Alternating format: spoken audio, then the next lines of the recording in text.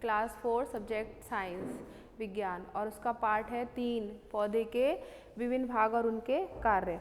तो बच्चों आपने बहुत सारे पौधे देखे हैं, छोटे भी होते हैं बड़े भी होते हैं, उनसे बड़े। तो बड़े जो होते हैं उन्हें तो हम पेड़ कहते हैं, जो उससे छोटे होते हैं उन्हें हम झाड़ियाँ बोलते हैं और इंग्लिश में उनको बोलते हैं शर्ब्स। और जो बहुत छोटे होते हैं जो नीचे घास फूस जैसे होती है उनको बोलते हैं हम हर्ब। तो मतलब जैसे हम लोग मनुष्य और जानवर सांस लेते हैं तो पौधे भी सजीव में ही आते हैं, वो भी सांस लेते हैं। हम लोग सांस लेने के लिए ऑक्सीजन गैस का यूज़ करते हैं और वो कार्बन डाइऑक्साइड का यूज़ करते हैं। तो हम इसमें आज के लेसन में पढ़ेंगे कि बहुत सारी मतलब पौधे के पार्ट्स। उससे पहले मैं बताऊं, जैसे मैंने आपको बता दिया है कि दोनों क्या करते हैं, भोजन की आवश्यकता होती है, दोनों श्वसन करते हैं, दोनों प्रजनन करते हैं और दोनों में वृद्धि होती है और दोनों मरते भी हैं। मतलब पेड़ पौधे भी मरते हैं एक निश्चित आयु के बाद, जैसे मनुष्य की मृत्यु होती है ऐसे ही पेड़ पौधे भी समाप्त हो जाते हैं। तो सबसे पहले हमारा आता है जड़। ये हमारा क्या है, जड़, जो मिट्टी के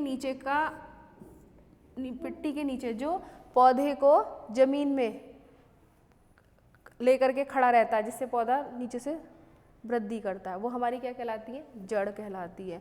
और जड़ जो हमारे मिट्टी के नीचे होते हैं खनिज लवण होते हैं, तो पौधे क्या करते हैं, खनिज लवण का अवशोषण करती है। मतलब जो जड़ें होती हैं वो खनिज लवण का अवशोषण करके पौधे में मतलब ऊपर भेजती हैं। इसके बाद आता है हमारा तना। तो ये हमारा है तना। तो तना क्या होता है, जो ये मिट्टी से ऊपर का पार्ट होता है ये होता है तना। और तना हमारे पौधे को क्या करता है, पर वृद्धि करता है। और तना जो होता है वो भोजन, जो जड़ है, जो जड़ में पानी होता है, खनिज लवण होते हैं, उनका अवशोषण करके पौधे तक पहुंचाता है। और इसके ऊपर वाले तंत्र को प्रहोतंत्र कहते हैं, जो ऊपर की तरफ होता है, और नीचे के भाग को कहते हैं रूट सिस्टम। और इसके में मतलब कार्य क्या है, एक तो सबसे बड़ा कार्य इसका यही है कि ये पौधे को सीधा रखता है ना, और भोजन एकत्रित करता है। कुछ क्या होते हैं, भूमिगत तने होते हैं जो अपने अंदर भोजन को इकट्ठा करते हैं, जैसे आलू है और अरबी है। और कुछ मतलब जो है भोजन, अब आपके मन में ये आएगा जब भोजन एकत्रित हो रहा है तो पेड़ पौधों का भोजन बनाता कौन है, तो पेड़ पौधे का भोजन कौन बनाता है, पत्ती। कौन बनाता है, पत्तियाँ। तो पत्तियों को क्या कहते हैं, पेड़ पौधों का रसोई घर भी पत्तियों को कहा जाता है, क्योंकि जो ये पत्तियाँ होती है, पौधे की जो पत्तियाँ हैं वो सूर्य के प्रकाश और वायु, पानी, इन सब को लेकर के क्या बनाती है, भोजन बनाती है। उसको हम कहते हैं प्रकाश संश्लेषण की क्रिया, और इसीलिए इन पत्तियों को पौधे का रसोई घर कहा जाता है। और इसमें क्या होता है, आपको मैंने बताया कि पौधे क्या करते हैं, कार्बन डाइऑक्साइड लेते हैं और ऑक्सीजन छोड़ते हैं। और हमें श्वसन करने के लिए मनुष्य को किसकी आवश्यकता होती है, ऑक्सीजन गैस की आवश्यकता होती है। तो इसीलिए कहा जाता है कि अधिक से अधिक पौधे लगाएं, पौधों को बचाने के लिए कहा जाता है। इसके बाद आते हैं फल और फूल। तो ये आपके हैं फूल, ये आपके फल। तो फल और फूल जो होता है वो पौधे का सबसे आकर्षित भाग होता है। क्यों, क्योंकि फूल जो होते हैं वो रंग बिरंगे होते हैं, अनेक रंगों के होते हैं। और इन्हीं को देख के आप क्या करते हैं, जब आप बहुत सुंदर सुंदर फूल देखते हैं उनको देख के आकर्षित हो जाते हैं, उनके रंगों को देख करके कि कितना सुंदर फूल है ना। इसमें जो पंखुड़ियाँ होती हैं जो यहाँ पर होती है, ऐसे करके ये जो फूल तोड़ते हैं तो आप ऐसे ग्रीन करके दिखाई देती है, तो उसको हम क्या बोलते हैं, उसको हम बोलते हैं बाएदल, सेपल्स बोलते हैं।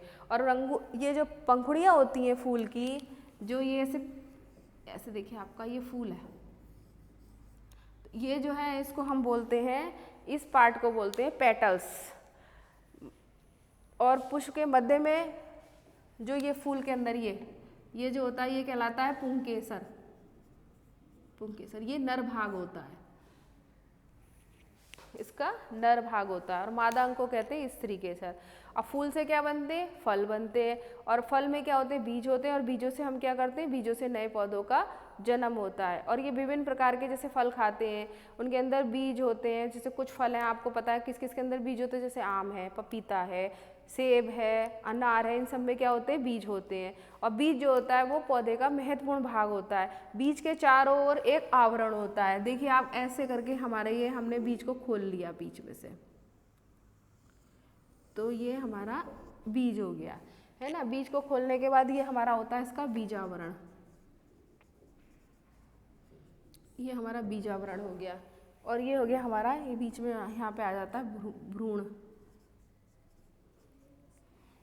और उसके बाद ये जो इसके ऊपर ढका हुआ होता है ये कहलाता है आपका बीज पत्र, ठीक है।